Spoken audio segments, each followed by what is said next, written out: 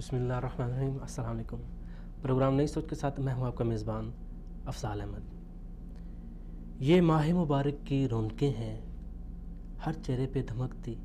رونقیں ہیں۔ یہ کس کا دربار ہے لگا، سب مانگتے پھرتے حاجتیں ہیں۔ نور کی برسات ہے شبستانوں میں،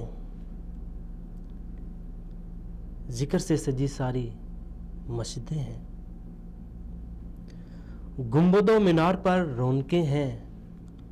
ہر لب پر نکلتی دعائیں ہیں۔ رحمتوں کا نزول ہے روز و شب، کیا کیا تیری ذات کی عطائیں ہیں۔ نعمتوں سے ہے ہر دسترخواں سجا، یہ اس ماہ مبارک رمضان کی برکتیں ہیں۔ ناظرین، رمضان اسلامی مہینوں میں 9واں مہینہ ہے۔ یہ مہینہ باقی مہینوں کی نسبت اپنی برکتوں اور رحمتوں کی وجہ سے زیادہ افضل ہے۔ اس مہینہ میں اللہ پاک نے اپنی آخری کتاب قرآن پاک کا نزول کیا ہے۔ اس مہینے میں اللہ پاک جنت کے دروازے کھول دیتے ہیں اور جہنم کے سارے دروازے بند کر دیے جاتے ہیں۔ شیطان کو جکڑ دیا جاتا ہے تاکہ وہ اللہ کے نیک بندوں کو گمراہ نہ کر سکیں۔ تو ناظرین، آج ہم اسی حوالے سے بات کر رہے ہیں، چونکہ آج پہلا روزہ بھی ہے اور ہمارا جو ٹاپک ہے وہ بھی اس سے ریلیٹڈ ہے، رمضان المبارک اور اس کے تقاضے کیا ہیں۔ اسی حوالے سے ہمارے ساتھ لائن پہ موجود ہوں گے ہمارے معزز مہمان گرامی جناب مولانا عبد الخالق ہمدرد صاحب، آپ مذہبی اسکالر ہیں، اور ہمارے جو دوسرے مہمان ہیں وہ غلام نبی مدنی صاحب، آپ ایک اسکالر بھی ہیں اور اس کے ساتھ ساتھ آپ کالم نگار بھی ہیں۔ اور تیسرے ہمارے جو کالر ہیں وہ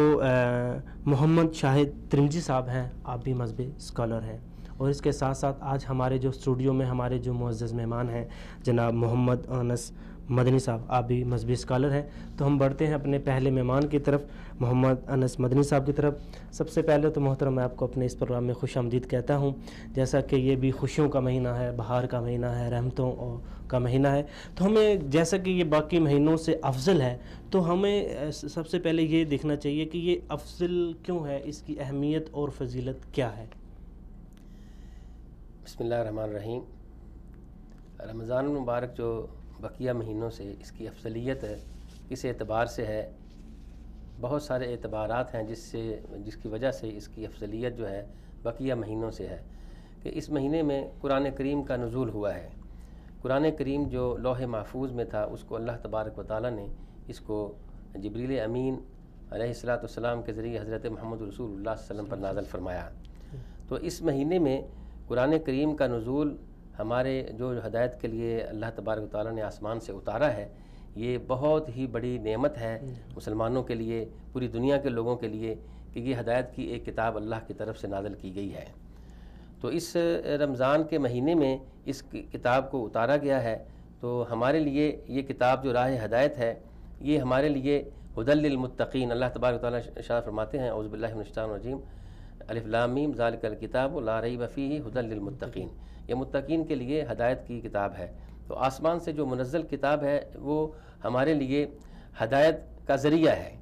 تو ہم نے اس سے ہدایت کس طرح حاصل کرنی ہے، اس کے لیے ضروری ہے کہ اس کتاب کو کھولا جائے اور پڑھا جائے۔ عام طور پر یہ ہوتا ہے کہ عام طور پر اس کتاب کو کھولا نہیں جاتا، پڑھا نہیں جاتا، اور دوسروں پر اس پر یہ ہوتا ہے کہ کوئی ہمیں بتائے مسئلہ، کوئی ہمیں ہمارے دینی مسائل کے بارے میں۔ تو انسان جو اس کو اللہ تبارک و تعالیٰ نے اس کی عقل عطا فرمائی ہے، اس کو فہم عطا کیا ہے، اس کی فطرت سلیمہ ہے کہ وہ ان چیزوں کو سمجھ سکتا ہے، تو اللہ تبارک و تعالیٰ نے اس کتاب کو عربی میں نازل فرمایا ہے، اور ہر انسان جو اس کتاب کو کھولتا ہے تو اس کے لیے راہ حق، راہ ہدایت اس کو میسر آ سکتی ہے۔ جب رمضان المبارک کے مہینے میں خصوصاً اس کا اہتمام کیا جاتا ہے، اللہ تبارک و تعالیٰ کے نبی حضرت محمد رسول اللہ صلی اللہ علیہ وسلم جب اس رمضان المبارک کا مہینہ اس کا آغاز ہوتا تو آپ خطبہ ارشاد فرماتے، جس میں آپ فرما رہے ہیں ایھا الناس، اے لوگو، اذلکم شہر مبارک، ابھی آپ پر ایک ایسا مہینہ مبارک سایہ فگن ہو رہا ہے کہ جس میں اللہ کی رحمتیں نازل ہوتی ہیں، اور اس کے ریٹ بہت زیادہ بڑھ جاتا ہے، 700 گنا تک پہنچ جاتا ہے۔ تو ہمارا حق ہے مسلمانوں کا، مومنوں کا، کہ ہم وہ فضائل، وہ چیزیں وہ حاصل کر سکیں اس قرآن کے ذریعے. تو اس قرآن کی تلاوت اس مہینے کے اس کی بہت ہی زیادہ اہمیت ہے کہ ہم اس قرآن کریم کی تلاوت کریں، جس کا ثواب عام دنوں میں بھی ایک حرف پڑھنے سے 10 نیکیاں ملتی ہیں. تو جب ہم رمضان المبارک میں اس کو پڑھیں گے تو اس کی نیکیوں کا حساب لگائیں تو بہت ہی زیادہ ہو جاتی ہیں. تو ہم اس قرآن کریم کی تلاوت بھی ایک ثواب کا کام ہے. اس کے علاوہ اصل میں اس میں اللہ تبارک تعالیٰ نے انسان کے زندگی کے گزارنے کے تمام اصول بیان کر دیے ہیں. ان اصولوں کو کس طرح ہم نے سمجھنا ہے، جب اس ہم کتاب کو کھولیں گے اور کتاب کو پڑھیں گے تو اس کتاب قرآن کریم کے اندر اللہ تبارک تعالیٰ نے تمام وہ زندگی کے معاملات جو انسان کو جس کی ضرورت ہے اس کو اللہ تبارک و تعالیٰ نے اس کتاب عظیم میں بیان کر دیا. مکمل ضابطہ حیات مکمل ایک ایسا ضابطہ حیات پیش کر دیا ہے کہ ساری زندگی میں وہ اس کی معیشت ہے، معاشرت ہے، اکنامکس ہے، تو وہ بلکہ ہر وہ ماہر فلکیات جو ہے وہ آج اس قرآن کریم کے ذریعے وہ اتنے سارے اصول وضع کر رہے ہیں. تو ہم مسلمان کیوں نہیں اس کتاب سے وہ اصول اور وہ بنیاد جو دوسرے لوگ حاصل کر رہے ہیں اور اس کے ذریعے عروج پر پہنچ رہے ہیں، تو ہمیں وہ کتاب عظیم جس میں اللہ تبارک و تعالیٰ نے تمام علوم سمو دیے ہیں، تو اس کتاب کے مطالعے سے جب ہم اس کو مطالعہ کریں گے تو وہ تمام علوم ہم انشاءاللہ اس پر حاوی ہو سکتے ہیں اور دنیا میں ہم ترقی کے منازل طے کر سکتے ہیں. اور آج اگر مسلمان ترقی کے منازل طے نہیں کر رہے تو اس کتاب کو چھوڑنے کی وجہ سے. جی تو ابھی ہم بڑھتے ہیں روزے کی فضیلت کی طرف. تو اب ایک انسان جو ہے وہ روزہ رکھتا ہے تو اس کی فضیلت کا، اس کی اہمیت کا اندازہ ہونا چاہیے. روزہ جو ہے مسلمان پر یہ فرض ہے. اس کی فضائل، اس کے بہت سارے اللہ کے رسول حضرت محمد رسول اللہ صلی اللہ علیہ وسلم نے بیان فرمائے ہیں کہ روزہ دار جب روزہ رکھتا ہے تو اس کے منہ سے جو بو آتی ہے اس کے یعنی معدے کے خالی ہونے کی وجہ سے، اللہ کو یہ بہت ساری پسند ہے. عام طور پر انسان جب یہ دیکھتا ہے تو اس کی جو بو ہوتی ہے وہ پسند نہیں کرتا، لیکن اللہ تبارک تعالیٰ وہ بھی پسند ہے. اس لیے پسند ہے کہ یہ اللہ کی رضا کے لیے روزہ رکھ رہا ہے. تو اس میں بہت بنیادی عنصر جو ہے روزے میں وہ اللہ کی رضا ہے. کوئی انسان روزہ رکھتا ہے، کوئی اس کو محسوس نہیں کر سکتا کہ یہ اس نے روزہ رکھا ہوا ہے، تو وہ اللہ کے ساتھ یہ تعلق ہے. تو یہ اللہ کی رضا کے لیے کہ اللہ نے مجھ پر فرض کیا ہے تو میں نے روزہ اس لیے رکھنا ہے کہ اللہ مجھ پر راضی ہو جائے. تو اس فرضیت کی ادائیگی کے لیے انسان روزہ رکھتا ہے تو اس کو دنیا میں بھی اللہ بہت سارے فوائد حاصل ہو جاتے ہیں، اور قیامت کے دن جنت میں جب جائے گا تو باب الریان جو کہ صرف روزے داروں کے لیے ہے، اس کا نام ہی باب الریان ہے، اس میں صرف روزے دار ہی داخل ہو سکیں گے. تو یہ وہ فوائد حاصل ہوتے ہیں روزے کے. تو روزے سے انسان کے جسم کے اندر بھی وہ بہت ساری چیزیں جو فوائد حاصل ہوا، جسمانی طور پر بھی اس انسان کو فائدہ حاصل ہوتا ہے. تو انسان جب روزہ رکھتا ہے تو اس میں پیاس محسوس کرتا ہے. تو یہ بھی ایک ایسا درس ہے، روزے کے ذریعے انسان کو یہ محسوس ہوتا ہے کہ پیاس کی کیا اہمیت ہے. دنیا میں ایسے بھی لوگ ہیں جو پانی کو ترستے ہیں، تو ان کے لیے انسان جب پیاسا رہتا ہے تو اس وقت یہ محسوس کر سکتا ہے کہ میں نے ان لوگوں کے لیے جن کو جو پانی سے ترستے ہیں ہم ان کے لیے انتظام کریں، تو اس کی اہمیت محسوس ہوتی ہے. تو اللہ کی نعمت پانی ایک ایسی نعمت ہے، جب انسان نہیں اس کو ملتا تو پھر اس کی قدر و قیمت اس کو محسوس ہوتی ہے. جی بالکل. اب اس کی ہمیں فضیلت بھی جان لی، اہمیت بھی جان لی. اب رمضان المبارک کے جو تقاضے ہیں وہ تقاضے کیا ہیں؟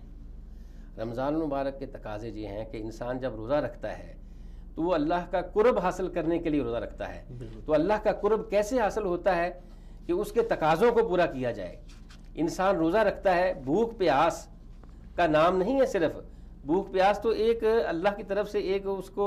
یہ تجرباتی طور پر اس کو یہ اس میں ٹرینڈ کیا گیا ہے تاکہ بھوکا پیاسا رہے. لیکن اس سے حاصل کیا ہونا ہے کہ انسان اپنے آپ کو جس طرح بھوک اور پیاس سے اپنے آپ کو کھانے پینے سے روکتا ہے، وہ ایک چیزیں وہ ہیں جو مستقل حرام ہیں، وہ بالکل حرام ہیں. ایک وہ چیزیں ہیں انسان کے لیے حلال ہیں لیکن ایک معین وقت تک اس کے لیے حرام کر دی گئی. پانی حلال ہے لیکن روزہ دار پانی نہیں پی سکتا. کھانا حلال ہے لیکن انسان وہ ایک معین وقت تک کھانا نہیں کھاتا. تو جب یہ چیزیں استعمال کرنا ممنوع ہو جاتی ہیں انسان اپنے آپ کو روکتا ہے. روزے کا مطلب یہ ہے کہ انسان اپنے آپ کو روک لیتا ہے. تو جب انسان کھانے پینے سے رکتا ہے، کھانے پینے سے باز آ جاتا ہے، تو انسان کو اس بات میں ٹرینڈ کرنا مقصد ہے کہ وہ گناہوں سے بھی اپنے آپ کو باز رکھے، جھوٹ بولنے سے، غیبت کرنے سے، تہمت لگانے سے، اسی طرح کوئی اور کام کرنے سے، زبان کو اپنے آپ کو کنٹرول میں رکھنا، یہ وہ چیزیں ہیں کہ اگر انسان ان کو کنٹرول میں نہیں رکھتا ہے، اگر انسان روزہ رکھنے کے باوجود جھوٹ بھی بولتا ہے اور کسی پر تہمت بھی لگاتا ہے، غیبت بھی کرتا ہے، تو اس کو روزے کا کوئی فائدہ نہیں ملنے والا، کیونکہ اللہ کے رسول حضرت محمد صلی اللہ علیہ وسلم ارشاد فرماتے ہیں بہت سارے روزہ دار ایسے ہیں کہ ان کو بھوک اور پیاس کے علاوہ کچھ نہیں ملتا۔ اس کی وجہ کیا ہے کہ بھوکا پیاسا تو رہا ہے، لیکن وہ کام جس کی وجہ وہ اس کے تقاضوں کو پورا کرنا ضروری ہے، انسان اپنی زبان کو بھی بند رکھے، کسی کو گالی نہ دے، کسی کو برا بھلا نہ کہے، جھوٹ نہ بولے، تو اگر ان چیزوں سے وہ باز نہیں آتا تو اس کو بھوک اور پیاس کے علاوہ کچھ نہیں ملنے والا۔ تو ضروری ہے کہ انسان بھوکا پیاسا بھی رہے اور انسان اپنے آپ کو گناہوں سے بھی باز رکھے۔ پھر یہ ہے کہ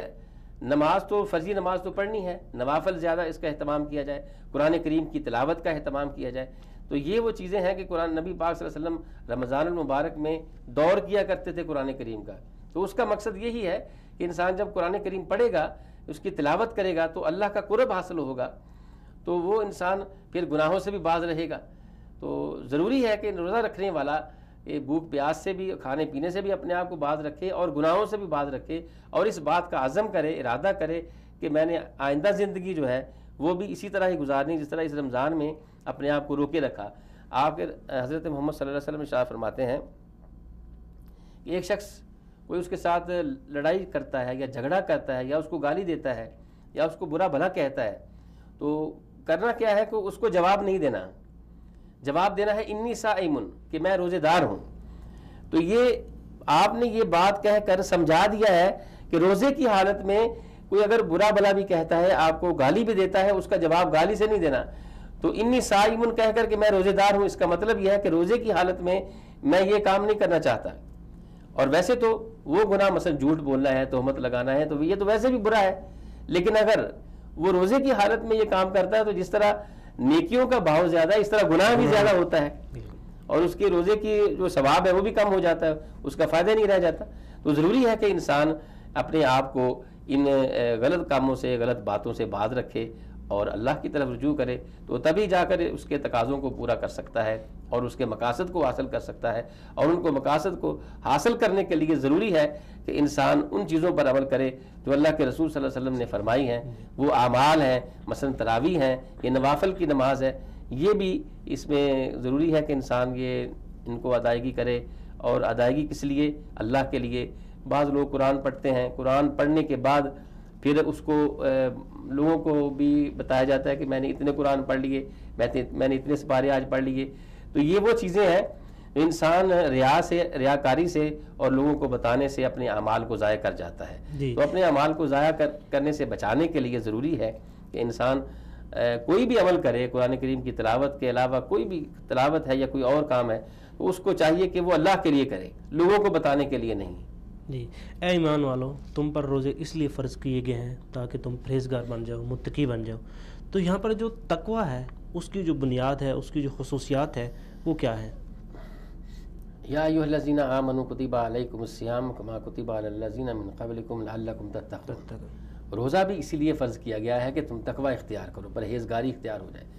تو گویا کہ تقویٰ ایک ایسی چیز ہے جس کا تعلق سینے اور دل کے ساتھ ہے۔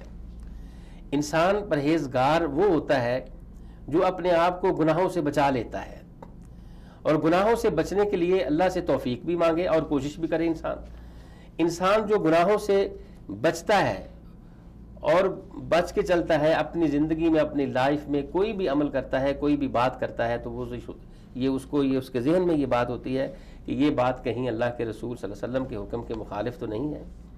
تو کسی صحابی سے پوچھا گیا کہ بلکہ آپ صلی اللہ علیہ وسلم سے پوچھا گیا تو آپ نے یہی کہا التقویٰ ہاں ہونا، آپ نے سینے کی طرف اشارہ کرتے ہوئے یہ فرمایا کہ تقویٰ یہاں ہے، یعنی والاسم ما حاک فی صدرک، گناہ وہ ہے جو تیرے سینے میں کھٹکھٹائے، یعنی یہ وہ ایک ایسی یہ فطرتی بات ہے کہ انسان جب کوئی گناہ کرتا ہے، کوئی بھی گناہ کرتا ہے، چھوٹا ہے یا بڑا ہے، بلکہ چھوٹے گناہ کی بات کرنی ہے یہاں پر، وہ انسان اس کو چھپ کر کرنے کی کوشش کرتا ہے، وہ یہ گناہ کرتا ہے کہ کہیں کوئی مجھے تو دیکھ تو نہیں رہا۔ اگر اس کے دل میں یہ بات آتی ہے کہ میں یہ کام لوگوں کے سامنے کروں گا تو لوگ مجھے کہیں گے یار یہ عیب کی بات ہے. تو جو عیب کی بات لوگوں کے ذہن میں ہوتی ہے تو وہ ہر انسان کے ذہن میں ہوتی ہے. جو کرنے والا ہے اس کے ذہن میں بھی ہے اور جو دیکھ رہا ہے اس کے ذہن میں بھی. اب انسان اگر وہ کام کرتا ہے چھپ کر کرتا ہے تو یہی وہ گناہ ہے.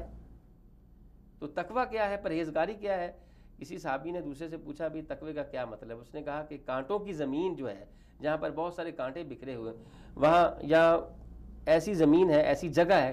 جہاں آپ جا رہے ہیں اور آپ کو ڈر ہے کہ آپ کا دامن یا آپ کے کپڑے کہیں ان کانٹوں میں الجھ نہ جائیں, تو آپ وہاں کیسے چلیں گے؟ تو انہوں نے کہا تو میں سنبھل کے چلوں گا, قدم میں اٹھا پھونک کر رکھوں گا کہیں میرے کپڑے کسی کانٹے میں الجھ نہ جائیں. تو انسان جس طرح ایسی جگہ پر چلتے ہوئے اپنے دامن کو, اپنے کپڑوں کو, اپنے آپ کو, اپنے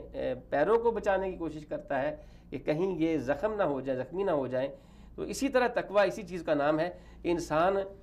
کسی بھی عمل میں, کوئی بھی گناہ جو ہے, کوئی بھی کام ہے جو گناہ کے زمرے میں آتا ہے اس کو اس سے بچ کر رہے. جو اس سے بچ جاتا ہے وہی متقی ہے, وہی پرہیزگار ہے. جی ابھی ہمیں جوائن کیا ہے مولانا غلام نبی مدنی صاحب سے, ان سے بات کرتے ہیں. السلام علیکم. جی وعلیکم السلام. جی مولانا غلام نبی مدنی صاحب, آپ کو میں اپنے اس پروگرام میں خوش آمدید کہتا ہوں. آج کا ہمارا جو موضوع چل رہا ہے وہ رمضان المبارک اور اس کے تقاضے. تو رمضان المبارک کو مواصلہ کا مہینہ قرار دیا گیا ہے, تو آپ اس بارے میں کیا کہیں گے؟ جی بالکل, ماہ رمضان یہ اللہ تعالیٰ کا خصوصی مہینہ ہے. مسلمانوں پر اللہ کی طرف سے ایک خصوصی انعام ہے کہ اللہ تعالیٰ نے ایک ایسا خاص مہینہ عطا فرمایا جس میں اللہ تعالیٰ کی رحمت دراز ہوتی ہے اور اللہ تعالیٰ کی بخشش کے لیے اللہ تعالیٰ بخشش کے لیے اپنے دروازے کھول دیتا ہے, اور جو گناہ گار ہوتے ہیں ان کو معاف کرنے کے لیے اللہ تعالیٰ ایک طریقے سے بہانے ڈھونڈتا ہے, انہیں موقع دیتا ہے کہ وہ اپنے اس مہینے میں وہ اپنے گناہوں کو معاف کرائیں اور اللہ سے قریب ہوں. اور حقیقی بات یہ ہے کہ واقعی یہ مہینہ ایسا ہے کہ جس سے اگر ایک مسلمان صحیح معنوں میں فائدہ اٹھائے تو وہ اللہ کے نہ صرف قریب ہو سکتا ہے بلکہ اپنی آخرت بھی سنوار سکتا ہے, اور اس کے ساتھ وہ اللہ کی خوشنودی اور رضا بھی حاصل کر سکتا ہے. تو رمضان کی اہمیت سے بالکل انکار نہیں. یہی وجہ ہے کہ اسلام کی آمد سے لے کر جب سے ماہ رمضان میں روزے فرض ہوئے اس وقت سے لے کر آج تک مسلمان اس مہینے کا خصوصی طور پر اہتمام فرماتے ہیں اور اس مہینے کے انتظار میں رہتے ہیں, اور اس مہینے میں اللہ نے جو عبادات رکھی ہیں ان کو ادا کرتے ہیں. جہاں تک بات رہی رمضان کے تقاضوں کی کہ رمضان کے کیا تقاضے ہیں, تو میں سمجھتا ہوں ایک تقاضا تو جو سب سے بڑا رمضان کا تقاضا ہے وہ یہ ہے کہ اللہ کو راضی کیا جائے, اللہ کی خوشنودی حاصل کی جائے, اور اللہ کے رسول صلی اللہ علیہ وسلم نے جو طریقے اور جو احکام اور جو اسلام کی باتیں بتائیں ان پر عمل کیا جائے جس سے اللہ تعالیٰ راضی ہو جائے. تو اللہ کی رضا کا سب سے بہترین طریقہ تو یہ ہے کہ جو اللہ تعالیٰ نے رمضان کے روزے رکھے ہیں ان کو صحیح معنوں میں رکھا جائے, اور ان چیزوں اور روزوں کو اس اعتبار سے رکھا جائے کہ وہ حقیقی معنوں میں روزے ہی ہوں. یہ نہ ہو جیسے کہ حدیث پاک میں آتا ہے کہ بہت سے لوگ ایسے ہوتے ہیں جن کا صرف روزہ سوائے ان کے بھوک اور پیاس کے کچھ فائدہ نہیں دیتا. تو روزوں کو صحیح معنوں میں رکھنا یعنی کہ روزوں کے جو لوازمات ہیں ان کو ادا کرنا, معاصی سے بچنا اور جو گناہ ہیں ان سے اجتناب کرنا یہ ضروری ہے. تو یہ سب سے بڑا تقاضا تو یہ ہے کہ اللہ کی خوشنودی اور رضا حاصل کی جائے. دوسرا بڑا اس کا تقاضا یہ ہے کہ جو مخلوق خدا ہے, جو خدا کی جو مخلوق ہے اس کے جو حق ہیں ان کی ادائیگی کے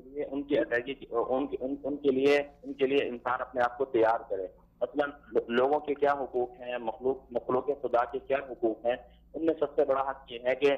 جو محتاج ہیں, جو فقراء ہیں, جو غریب اور مساکین ہیں ان کی فکر کی جائے. اگر کسی پر زکوٰۃ فرض ہے تو اپنے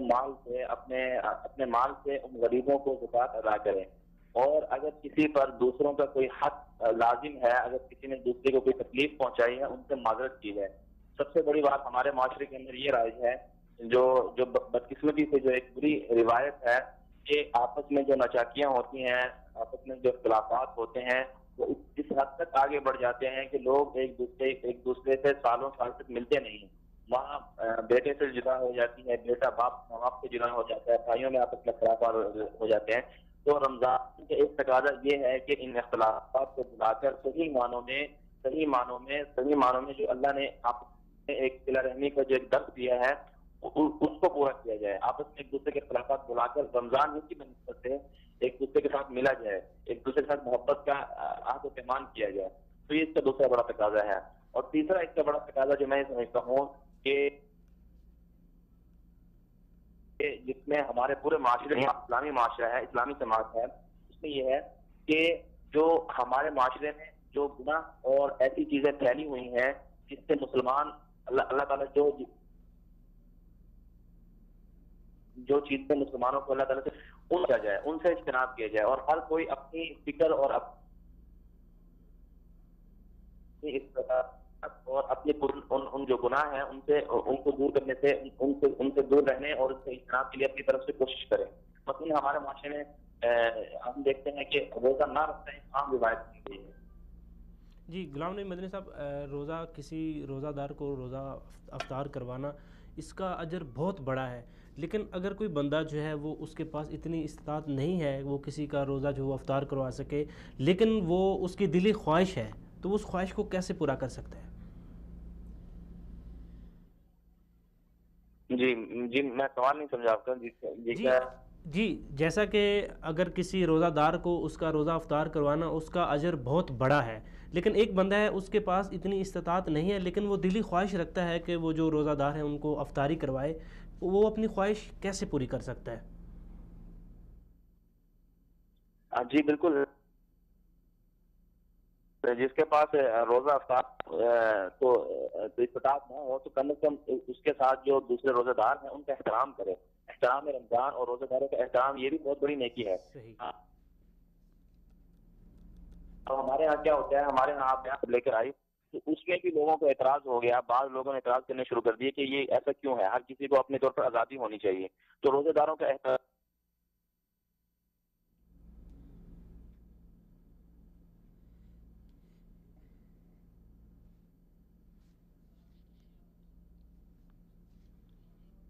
جی مولانا غلام نبی مدنی صاحب، آپ کا بہت بہت شکریہ کہ آپ نے اپنا قیمتی وقت نکالا اور ہمارے پروگرام میں شرکت کی۔ جی ابھی ہم غلام نبی مدنی صاحب سے بات کر رہے تھے تو ان سے ہم نے سوال کیا کہ ہمارے ہاں زیادہ تر یہ ہوتا ہے کہ کچھ لوگ ایسے ہوتے ہیں کہ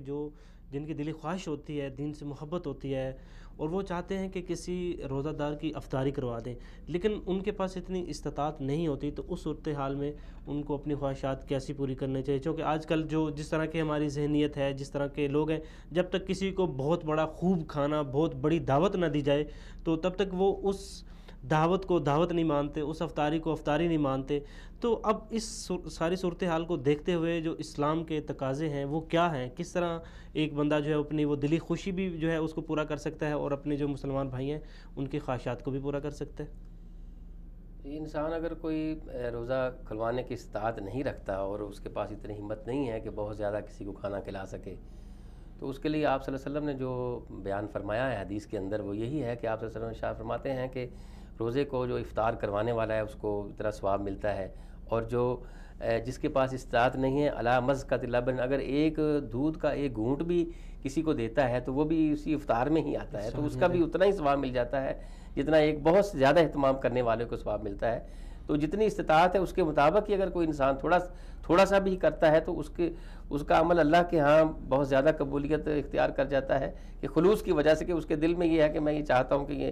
لیکن اس کے پاس اتنی ہمت نہیں ہے، تو جتنی اس کے پاس ہمت ہے اس ہمت کے مطابق ہی اگر وہ کسی کی افطاری کروا دیتا ہے تو اس کو بھی اتنا ہی ثواب مل جاتا ہے۔ جی بالکل، یہاں پر اصل پوائنٹ یہ ہے کہ دیکھیں اب جو لوگ جن کو وہ دعوت دے رہا ہے ان کو دعوت قبول کر کے وہ جو بھی چیز پیش کر رہا ہے اس کو صبر اور شکر کے ساتھ آپ اس کو نوش فرمائیں، اور اس جو بندہ دعوت کر رہا ہے، اب ظاہری بات ہے کہ ساری چیزیں ہر بندے کے ذہن میں ہوتی ہیں کہ کیا چیز کیسے ہے، کس طرح ہے، لیکن اب یہ دوسرے لوگوں کے اوپر بھی فرض بنتا ہے کہ وہ اس کو صبر شکر کے ساتھ اس کا شکریہ ادا کریں اور اس کو جو افطاری کے ہی مہینوں میں لے کر آئیں اور اس کو اتنی ہی اہمیت دیں جتنی آپ دوسرے کو دے رہے ہیں۔ بالکل ایسے ہی، رائٹ، اس کا آپ جو بات کر رہے ہیں بالکل ایسے ہی ہے کہ اس کو یہ نہ ہو کہ یہ سمجھے کہ یار یہ اہتمام بہت کم کیا گیا اس لیے اس کی وہ اہمیت اس کو نہ دے، بلکہ اس کی دل آزاری سے بچنے کے لیے اس کے ہمت افزائی کرنی چاہیے اور اس کا شکریہ بھی ادا کرنا چاہیے، اور جتنا بھی وہ اہتمام کرتا ہے وہ اس کے لیے دعا بھی کرے، تو انشاءاللہ وہ تقاضا۔ جی بالکل، جیسا کہ ابھی جو یہ توبہ کا مہینہ ہے اور اس میں اللہ پاک جو ہے اپنے بندوں پہ خاص کرم کرتا ہے. تو چونکہ ابھی ہمارے جو پروگرام کا مین پیٹرن ہے وہ نوجوان نسل ہے, تو اگر ایک جو ہے نوجوان اگر توبہ کرتا ہے تو اس کے لیے اللہ پاک جو ہے وہ کون کون سی اس کے اوپر اپنی رحمتیں کرتے ہیں اور کون کون سے اس کے لیے انعامات جو ہے وہ دیے جاتے ہیں؟ توبہ تو انسان ساری زندگی میں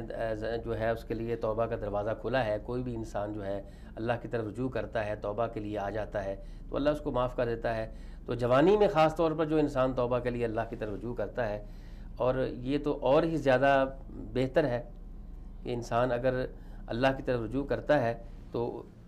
اللہ اس کی توبہ کو قبول کر لیتا ہے. لیکن آج صورتحال جو ہم اپنے نوجوانوں کی دیکھ رہے ہیں, نوجوان نسل کی, اس میں صورتحال یہ ہے کہ انسان جو نوجوان ہیں ان کے ہاتھوں میں موبائل ہیں, اور موبائل کے اندر بھی ایسی چیزیں ہیں جو کہ انسان کو اللہ سے بہت زیادہ دور کر رہی ہیں. تو یہ رمضان کا مہینہ اصل میں توبہ کا مہینہ ہے, اللہ کی طرف رجوع کرنے کا مہینہ ہے. اللہ تبارک و تعالیٰ نے وہ انسان جو اللہ سے دور ہو چکے ہیں اور گناہوں میں اتنا زیادہ ڈوب چکے ہیں کہ ان کو یہ محسوس ہوتا ہے کہ شاید وہ واپس ہی نہیں آ سکتے, تو اللہ نے لا تقنطوا من رحمت اللہ, یہ اس کی خوشخبری سنا کر قرآن کریم کے اندر فرما دیا ہے کہ اللہ کی رحمت سے نا امید نہیں ہونا. آپ آ جائیں, اللہ کی رحمت کا دروازہ کھلا ہوا ہے. آپ جب انسان توبہ کرتا ہے, اس لیے تو اس رمضان مبارک کے اندر اللہ کے رسول نے فرمایا کہ شیطانوں کو باندھ دیا جاتا ہے. تو انسان اللہ کی طرف رجوع کے لیے, توبہ کرنے کے لیے جب آتا ہے تو اس کے لیے دروازے کھلے ہوئے ہیں. تو جیسے ہی انسان توبہ کرتا ہے تو اس کو وہ خوشی حاصل ہو جاتی ہے اور وہ اللہ تبارک تعالیٰ کا قرب حاصل ہو جاتا ہے, تو انسان پھر اللہ کا ہو جاتا ہے. لیکن عام طور پر نوجوان نسل جو ہے وہ اس رمضان کے مہینے میں رات کو میچوں کا اہتمام کیا جاتا ہے اور اس کو ایک تفریح کا ذریعہ بنا لیا گیا ہے.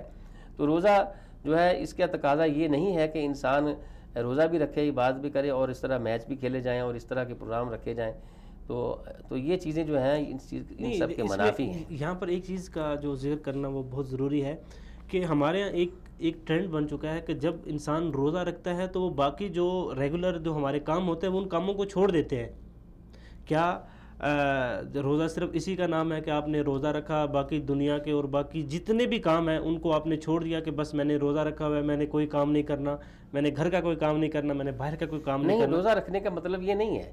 کہ آپ سب کام چھوڑ دیں.